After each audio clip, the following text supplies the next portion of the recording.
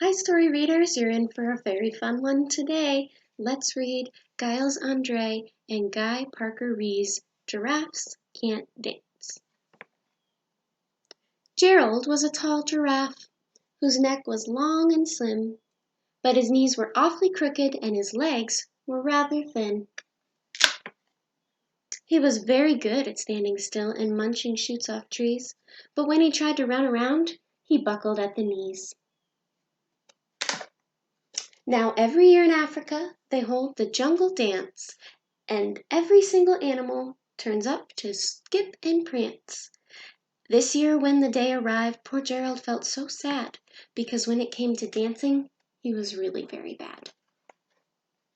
The warthogs started waltzing, and the rhinos rocked and rolled. The lions danced a tango that was elegant and bold. The chimps all did a cha-cha with a very Latin feel, and 8 baboons then teamed up for a splendid Scottish reel.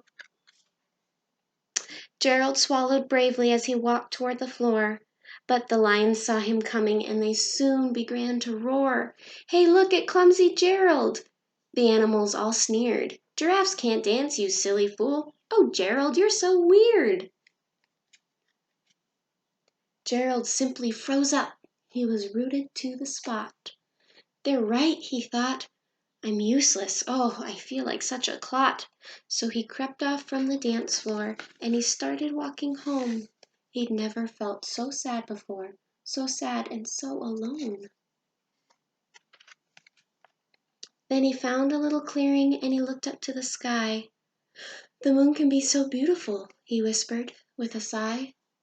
"Excuse me," coughed a cricket, who'd seen Gerald earlier on, "but sometimes when you're different, you just need a different song." See the little cricket? "Listen to the swaying grass, listen to the trees. To me, the sweetest music is those branches in the breeze." So imagine that the moon is playing music just for you. Everything makes music if you really want it to.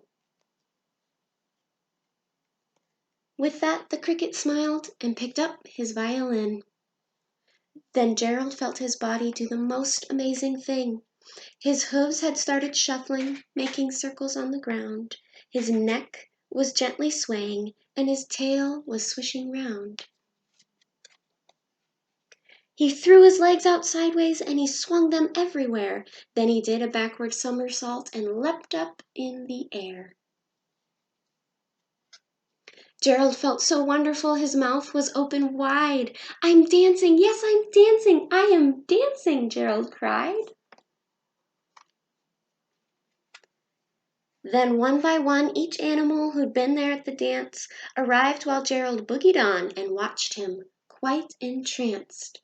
They shouted, "It's a miracle! We must be in a dream! Gerald's the best dancer that we've ever seen!"